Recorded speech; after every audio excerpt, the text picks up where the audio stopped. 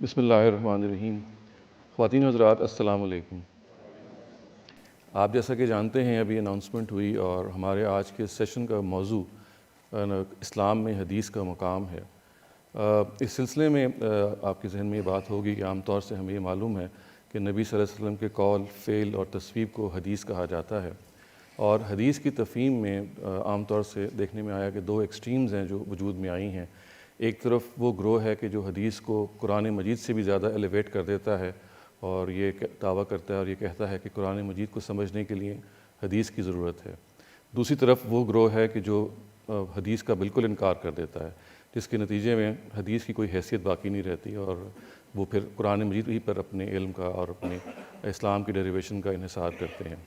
خواتین حضرات، اس پس منظر میں ہم غامدی صاحب سے یہ جاننا چاہیں گے کہ حدیث کا اصل مقام کیا ہے دین کی تفہیم میں، دین کی انڈرسٹینڈنگ میں۔ میں یہ بات بھی آپ کی خدمت میں عرض کر دوں کہ حدیث کی جو کمپائلیشن ہوئی ہے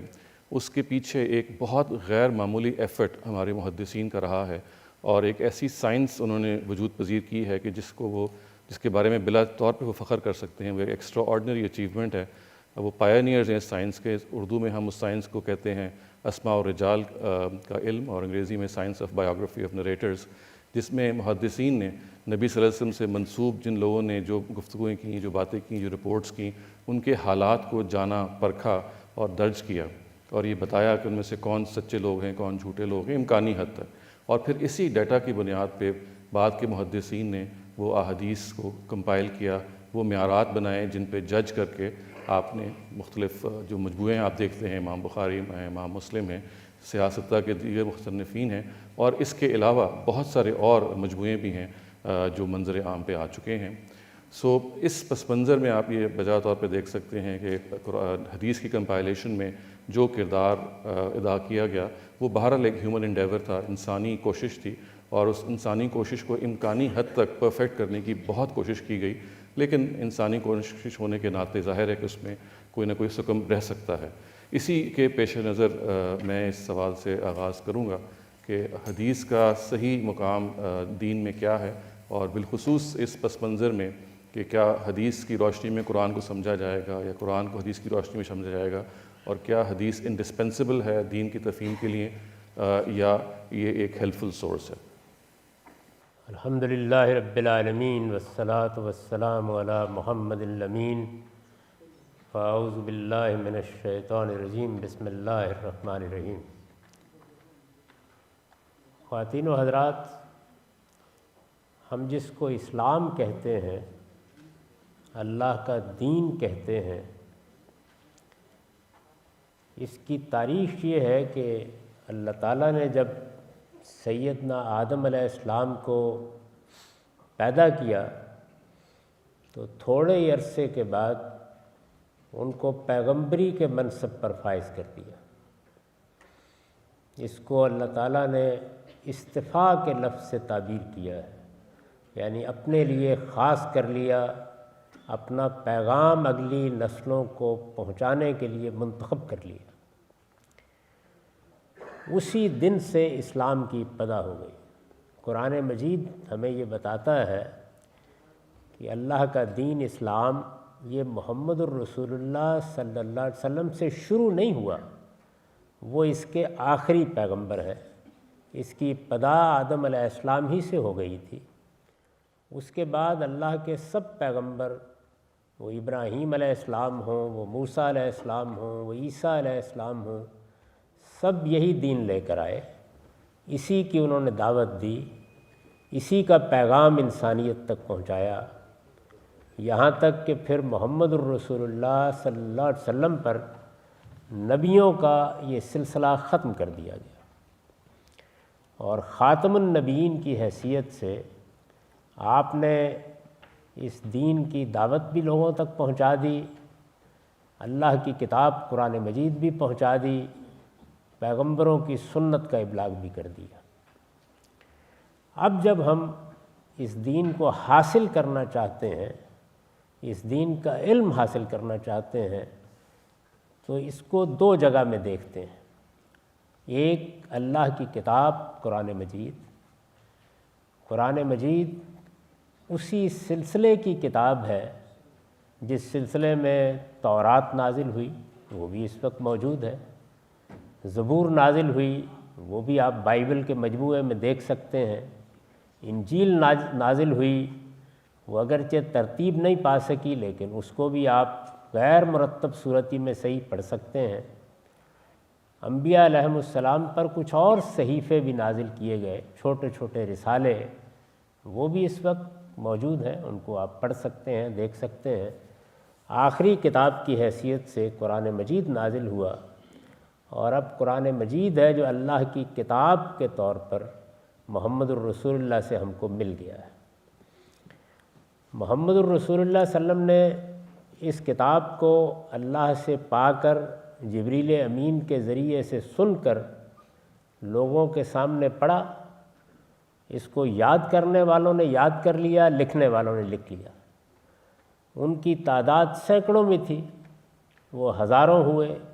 پھر لاکھوں ہوئے، اب وہ کروڑوں تک نسلاً بعد نسلاً پہنچ گیا ہے۔ اس عمل کو، یہ ٹرانسمیشن کا جو عمل ہے، اس کو اجماع اور تواتر کہا جاتا ہے۔ اس کے لیے یہ ٹرم ہے، یہ اصطلاح ہے، یعنی مسلمانوں نے اس کو اپنے اتفاق سے اگلی نسلوں کو دیا ہے، اور ایک دو نہیں ہزاروں لوگوں نے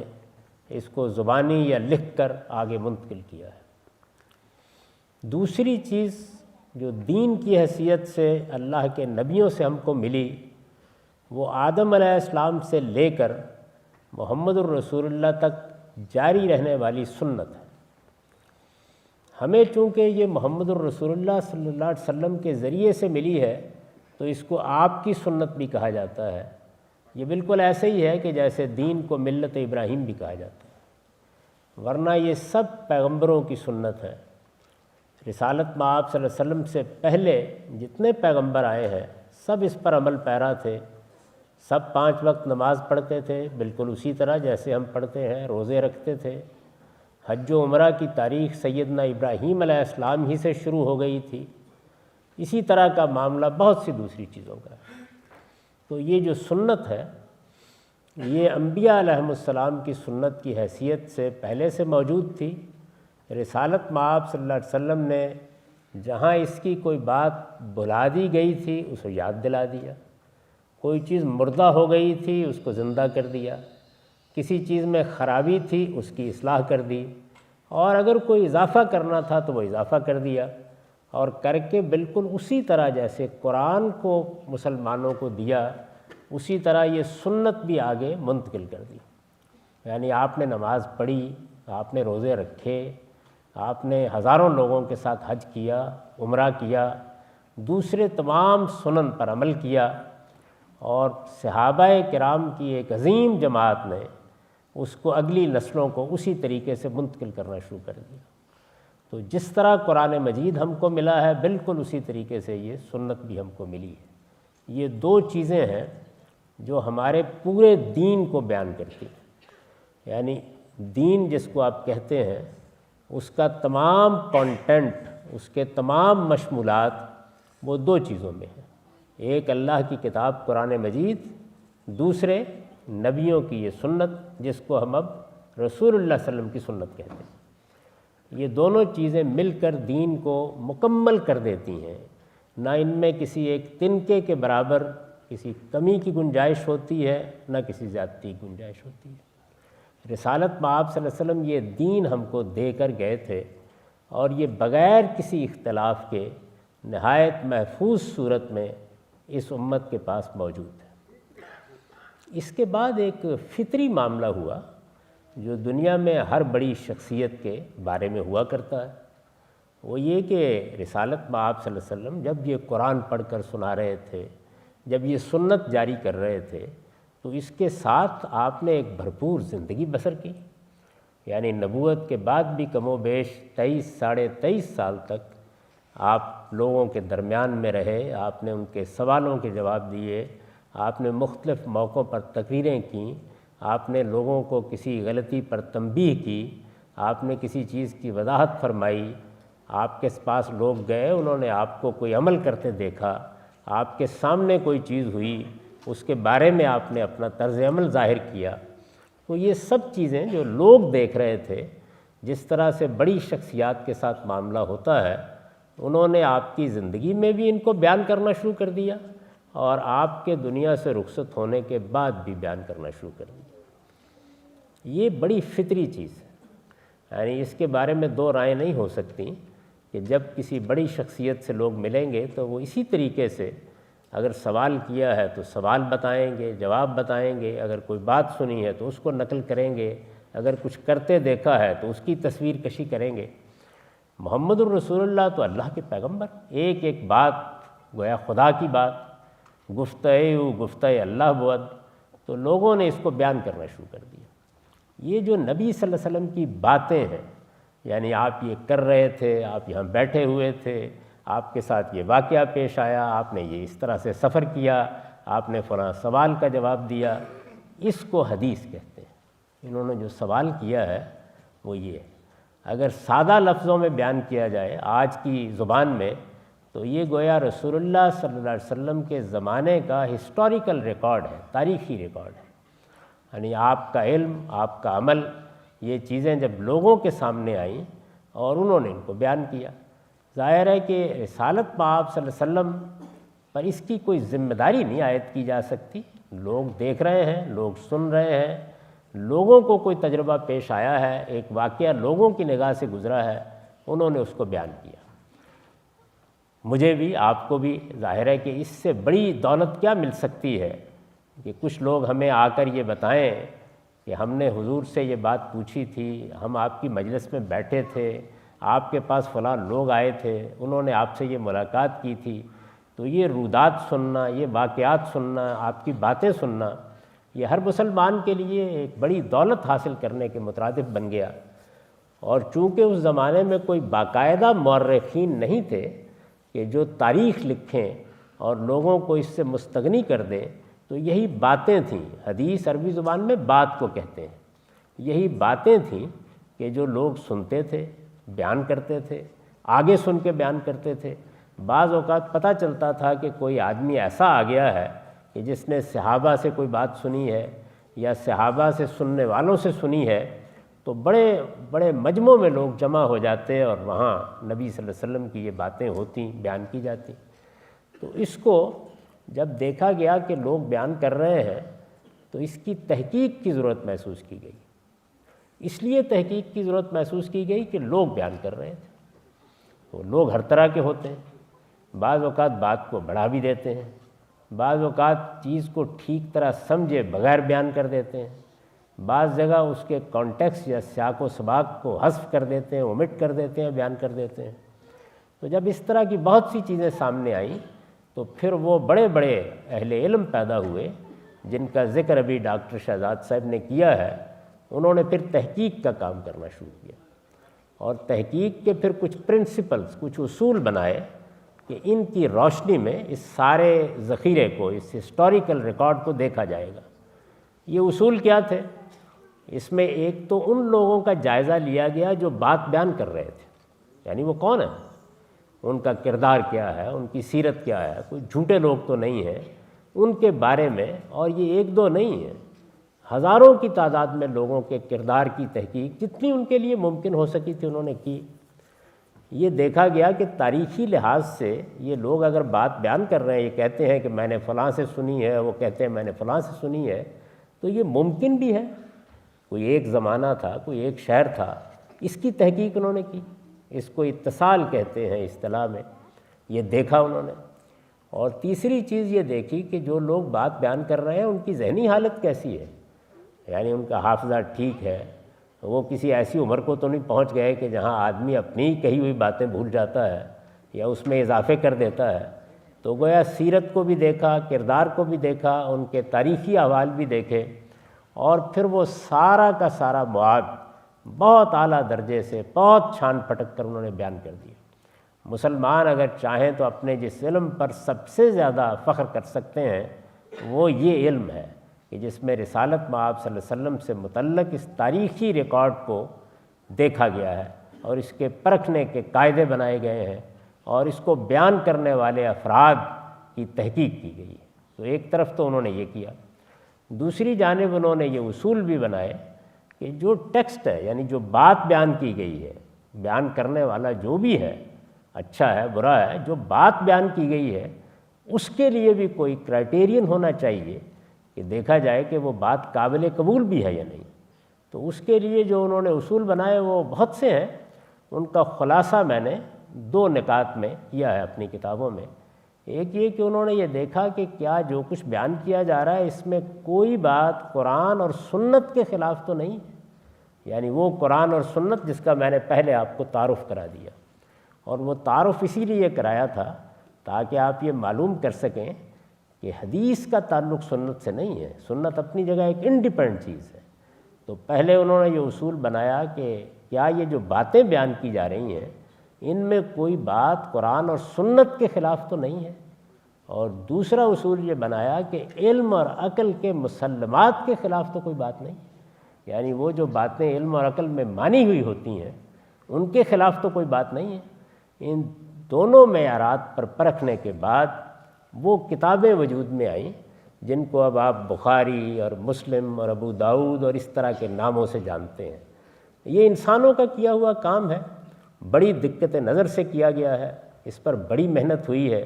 یہ دنیا کے سامنے بڑے فخر کے ساتھ پیش کرنے کی چیز ہے، تاہم انسانی کام ہے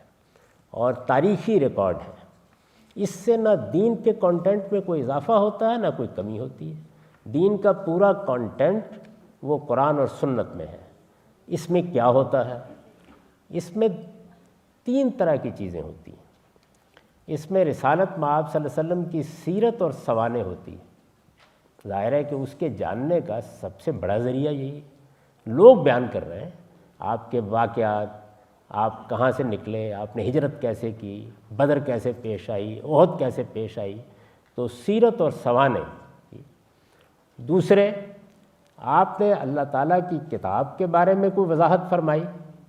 آپ نے دین کی کسی بات کو سمجھایا۔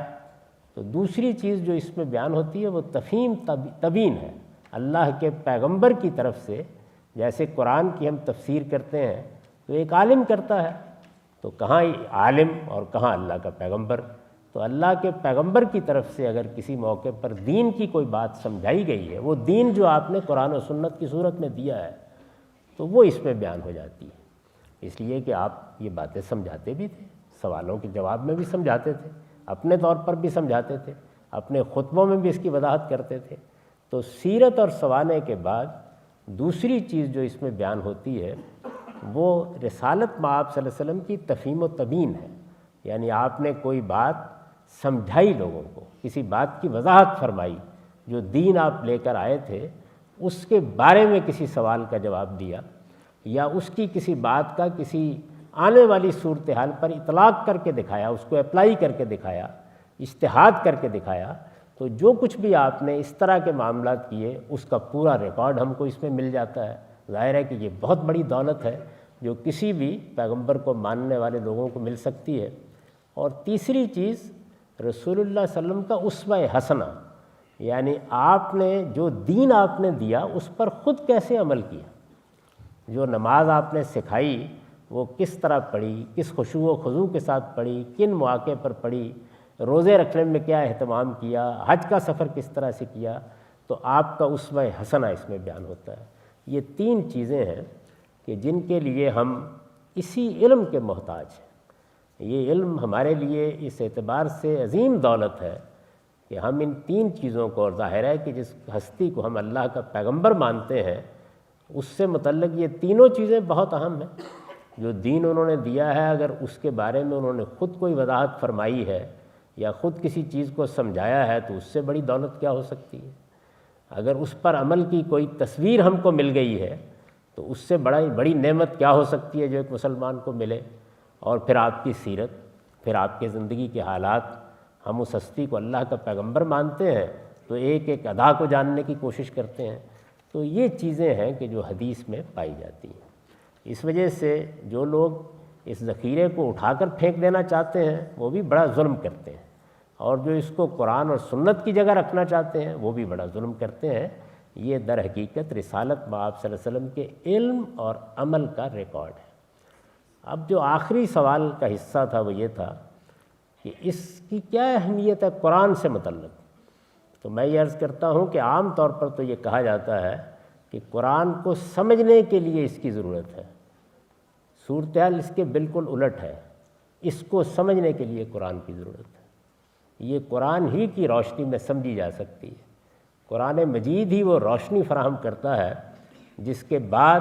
یہ باتیں جو بکھری ہوئی باتیں ہیں لوگوں نے بیان کر دی ہیں، کسی نے کچھ بیان کر دیا، کسی نے کچھ، اس کو اس وقت تک سمجھا ہی نہیں جا سکتا جب تک کہ آدمی قرآن کا بڑا عالم نہ ہو، قرآن کے اندر غوطہ زن نہ رہے،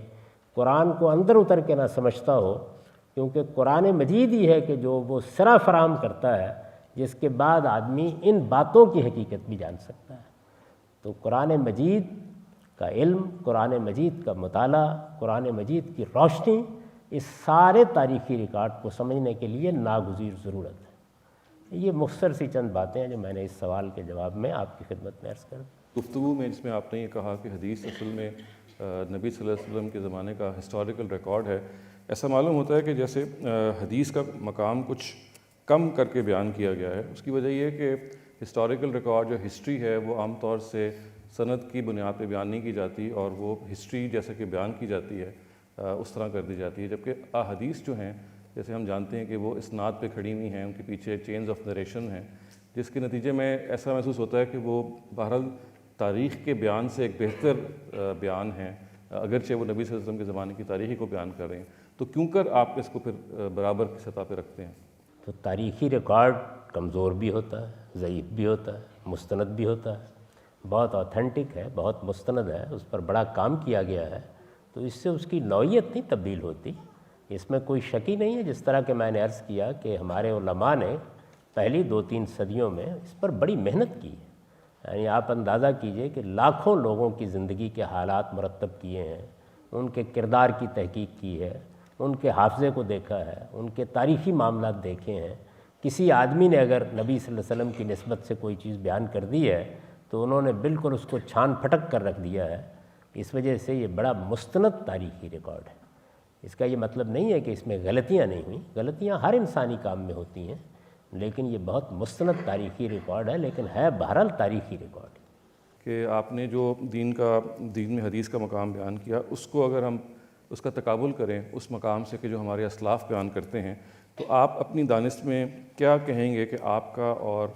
قدیم علماء کا کیا فرق ہے حدیث کے حوالے سے؟ میرے خیال میں جو بہت بنیادی فرق ہے جس کو آپ کہہ سکتے ہیں، اور تو اہل علم کے مابین بہت سی چیزوں میں زاویہ نظر کا فرق ہوتا رہتا ہے، لیکن جو بڑا بنیادی فرق ہے وہ یہ ہے کہ دین کا کانٹینٹ پورا کا پورا کہاں پایا جاتا ہے۔ میری تحقیق یہ ہے کہ وہ سارا کا سارا پورا کا پورا قرآن اور سنت میں ہے۔ روایت میں جو چیز پائی جاتی ہے یا تاریخی ریکارڈ میں جو کچھ ہے یا جس کو آپ حدیث کہتے ہیں اس میں جو کچھ ہے، وہ کانٹینٹ کے لحاظ سے دین میں کوئی اضافہ نہیں کرتا، وہ اسی دین کی کوئی شرح ہوتی ہے، کوئی وضاحت ہوتی ہے، اس پر رسول اللہ کے عمل کا نمونہ ہوتا ہے۔ تو ایک بنیادی جو بات ہے وہ یہ ہے، باقی اور کوئی خاص فرق نہیں۔ غامدی صاحب، آپ سے یہ پوچھنا چاہ رہا تھا کہ آپ کے زیر نگرانی پچھلے چند سال سے حدیث پر کام شروع کیا گیا ہے، اور حدیث پروجیکٹ کے نام سے ایک پروجیکٹ ہے جو المورد کے آسپسز کے اندر ہو رہا ہے۔ تو آپ سے یہ جاننا چاہ رہے تھے کہ اس کی کچھ تفصیلات اگر آپ بتا سکیں کہ یہ کیا پروجیکٹ ہے، اس پہ کتنا کام ہو گیا ہے، اور آئندہ اس میں کیا کیا چیزیں پیش نظر ہیں۔ میں نے ابھی پہلے سوال کے جواب میں یہ عرض کیا تھا کہ حدیث کیا ہے، یعنی رسالت مآب صلی اللہ علیہ وسلم کے زمانے کا تاریخی ریکارڈ۔ یہ بتایا تھا آپ کو کہ یہ تاریخی ریکارڈ کسی مورخ یا ہسٹورین نے نہیں بیان کیا، یہ لوگوں نے بیان کر دی، عام لوگوں نے ایک بات سنی ہے، آگے بیان کر دی، آگے بیان کر دی ہے، انہوں نے آگے بیان کر دی ہے، تو اس کو روایتیں، اس کو حدیثیں کہتے ہیں، باتیں نبی صلی اللہ علیہ وسلم کی۔ یہ اس وقت جو ہمارے پاس ذخیرہ ہے، جو ہماری ایکسیس میں آ گیا ہے دنیا میں، اس سے پہلے کتابوں کی شکل میں تھا، اب بہت سے مخطوطے مینuscript بھی مل گئے ہیں، بہت سی نئی کتابیں بھی لائبریریوں سے نکل کے چھپ گئی ہیں، تو یہ کل کوئی 70,000 کے قریب ہے یہ چیزیں۔ اس سارے ذخیرے کا ہم دوبارہ جائزہ لے رہے ہیں اس پروجیکٹ کے تحت جس کے بارے میں آپ نے سوال کیا۔ دوبارہ جائزہ لے کر اس کو دونوں لحاظ سے دیکھ رہے ہیں، یعنی جو لوگ بیان کرنے والے ہیں ان کے بارے میں ہمارے اہل علم نے جو مواد فراہم کیا تھا اس کی اپلیکیشن دیکھ رہے ہیں کہ کہیں اس میں کوئی کمزوری تو نہیں رہ گئی، پھر یہ دیکھ رہے ہیں کہ جو اس کا ٹیکسٹ ہے، جو اس کا متن ہے، جو کنٹینٹ ہے، جو بات بیان کی گئی ہے وہ بات کیا ہے، ٹھیک سمجھی گئی ہے، اس کے دوسری نریشنز کا کیا حال ہے، تو ایک لمبے اس کو سکروٹنی سے گزارنے کے بعد اس کا جائزہ لے رہے ہیں، اور پھر اس کے بعد اس کو مرتب کر کے اس کے بارے میں ہم اپنے نوٹس لکھ دیتے ہیں، اس کا ترجمہ کر دیتے ہیں۔ تو اب تک میرے علم کی حد تک کوئی 20,000 کے قریب روایتوں پر یہ کام ہو گیا ہے اور جاری ہے، ابھی شاید 10-15 سال اور لگیں۔ یہ ابھی شائع نہیں ہوا جی؟ یہ ہمارا جو رسالہ ہے اشراق اس میں قسط وار چھپتا رہتا ہے، لیکن ابھی کتاب کی شکل میں شائع نہیں ہوا۔ کتاب کی شکل میں یہ اس وقت شائع ہوگا جب ایک حصہ مکمل ہو جائے۔ اس وقت ہم جس حصے پر کام کر رہے ہیں اس کو ہم نے 3 حصوں میں تقسیم کیا ہے، علم النبی، فقہ النبی اور سیرت النبی۔ یعنی رسول اللہ صلی اللہ علیہ وسلم نے جو ایسی باتیں، یعنی جو لوگوں نے آپ کی طرف سے بیان کی ہیں، ایسی باتیں کہ جن میں کوئی ایمان کا مسئلہ ہے، کوئی اخلاق کا مسئلہ ہے، کوئی قیامت کی تصویر ہے، کوئی آنے والے دور کی بات ہے، اس کو ہم علم النبی کے تحت مرتب کر رہے ہیں۔ جو کوئی شریعت کے مسائل ہیں، یعنی قانون کے، ضابطے کے، وہ فقہ النبی کے تحت مرتب کر رہے ہیں، اور وہ چیزیں کہ جو واقعات سے متعلق ہیں وہ سیرت النبی کے تحت مرتب کر رہے ہیں۔ تو ابھی جو کام ہم کر رہے ہیں وہ علم النبی پر کام کر رہے ہیں، یہ حصہ سب سے چھوٹا ہے، اس پر کام اگر مکمل ہو گیا تو انشاءاللہ اس کو شائع کر دیں۔ یہ کام جیسے کہ آپ کی بات سے واضح ہو رہا ہے اردو زبان میں ہے، تو کیا انگریزی میں یا عربی میں اس کا ترجمہ کیا جائے گا؟ یہ یقیناً وہ ہمارا ترجمے کا بالکل الگ ڈپارٹمنٹ ہے، جو کام جس زبان میں بھی ہوتا ہے پوری کوشش ہوتی ہے کہ جلد سے جلد وہ دنیا کی سب زبانوں میں ترجمہ کرنے کے اسباب ہوں، لیکن ظاہر ہے اس میں بہت کچھ خرچ آتا ہے، بہت اس میں ضرورت ہوتی ہے اس چیز کی۔ جتنے وسائل ہمارے پاس ہیں ہم کر رہے ہیں یہ کام۔ اور یہ بھی ممکن ہے کہ جتنا کام ہو گیا ہے وہ شائع کر دیا جائے؟ یہ شاید موضوع نہیں ہوگا، اس کو پہلے کم سے کم ایک حصہ مکمل ہونا چاہیے اس کا۔ آپ کو پھر یہ الزام لگایا جاتا ہے، یا کہنا چاہیے کہ بہتان لگایا جاتا ہے کہ آپ منکر حدیث ہیں، حدیث کو آپ نہیں مانتے، جبکہ آپ حدیث کا درس دیتے رہے ہیں، آپ نے 1000 سے زیادہ احادیث اپنی کتاب میزان میں کوٹ کی ہیں، اور ابھی پچھلے 2 سال سے حدیث کے ہی پروجیکٹ پہ آپ کام کر رہے ہیں۔ یعنی جو چیز سمجھنا میں چاہتا ہوں ایک سمپیتھیٹک طریقے سے، اگر ہم اپنے ناقدین پہ غور کریں کہ اس سب کے باوجود آخر وہ کیا وجہ ہے کہ وہ پھر بھی آپ کو منکر حدیث کے لیبل سے نوازتے ہیں؟ کیا اس کی یہ وجہ ہے کہ آپ نے بعض احادیث کا انکار کر دیا ہے، یا کیا اس کی یہ وجہ ہو سکتی ہے کہ آپ نے بعض احادیث کی انٹرپریٹیشن مختلف کر دی ہے؟ سو میں یہ جاننا چاہ رہا تھا کہ ہم ناقدین کو اگر ہمدردی کے ساتھ دیکھیں کہ وہ کیوں یہ لیبل چسپاں کرتے ہیں باوجود اس کے کہ آپ حدیث ہی پہ کام کرتے رہے ہیں، تو اس کی کیا وجہ ہو سکتی ہے؟ ناقدین کو بلا کے ان کو کھانا وانا کھلا کے پوچھنا چاہیے، اس لیے کہ یہ بالکل سری جھوٹ ہے، بالکل بہتان ہے، کوئی اس کی حقیقت نہیں۔ میں نے ابھی آپ کو بتایا حدیث کیا ہے، اس سے ہم کو کیا حاصل ہوتا ہے، اور وہ کتنی بڑی دولت ہے ہمارے لیے۔ وہ رسالت مآب صلی اللہ علیہ وسلم کا تاریخی ریکارڈ ہے، یعنی آپ کی زندگی کے حالات اس سے معلوم ہوتے ہیں، آپ کی سیرت اس سے معلوم ہوتی ہے۔ وہی ہمارے پاس ایک سرمایہ ہے جو لوگوں نے فراہم کیا ہے، اس لیے کہ کوئی معاصر ہسٹورین تو ہے ہی نہیں کہ جس نے تاریخ لکھی ہو۔ تو یہ سب کچھ جو کچھ ہے اس کو ہم کیسے اس کا انکار کر سکتے ہیں؟ اس کو اس کی صحیح جگہ رکھنا چاہیے۔ یہ ہسٹوریکل ریکارڈ ہے، اس کو دیکھا جاتا ہے، اس کی تحقیق کی جاتی ہے۔ اس میں بہت سی چیزیں ہیں جو اس سے پہلے کے محققین جو ہیں وہ تنقید کر کے بتاتے ہیں کہ صحیح نہیں ہے، بعض چیزوں کو تحقیق کر کے بتایا جاتا ہے کہ صحیح ہے۔ امام بخاری نے یہی تحقیق کی ہے، اسی لیے الگ کتاب ہے ان کی۔ ان کے شاگرد ہیں امام مسلم، کبھی ان کا مقدمہ نکال کے پڑھیے، انہوں نے اپنے استاد پر کتنی تنقیدیں کی ہیں اس معاملے میں۔ تو علم کی دنیا جو ہے اس میں اختلاف بھی ہو جاتا ہے کسی چیز کو ایکسیپٹ کرنے میں یا کسی کو لینے میں۔ تو میں آپ سے عرض کرتا ہوں کہ میری جو کتاب ہے اسلام پر، اس میں جتنی حدیثیں میں نے لکھی ہیں، اسلام پر لکھے جانے والی 14 صدیوں میں کسی کتاب میں بھی اتنی صحیح روایتیں موجود نہیں، 1200 سے زیادہ ہے۔ میں حدیث کے پروجیکٹ پر کام کر رہا ہوں، اس وقت میری زندگی کا آخری پروجیکٹ ہے، ان 70,000 کے قریب روایتوں کے اوپر کام کر رہا ہوں اور ان کی تنقیح کا عمل مکمل کر رہا ہوں۔ میں نے برسوں حدیث پڑھائی ہے، طالب علموں کو پڑھائی ہے، اپنے درس میں لوگوں کو اس کا درس دیا ہے۔ اس لیے یہ محض صریح بہتان ہے. میرا خیال ہے ایسی چیزوں کے بارے میں صرف لوگوں کے لیے ہدایت کی دعا کرنی چاہیے، اس سے زیادہ کوئی چیز. اقول قولی ھذا واستغفر اللہ لی ولکم.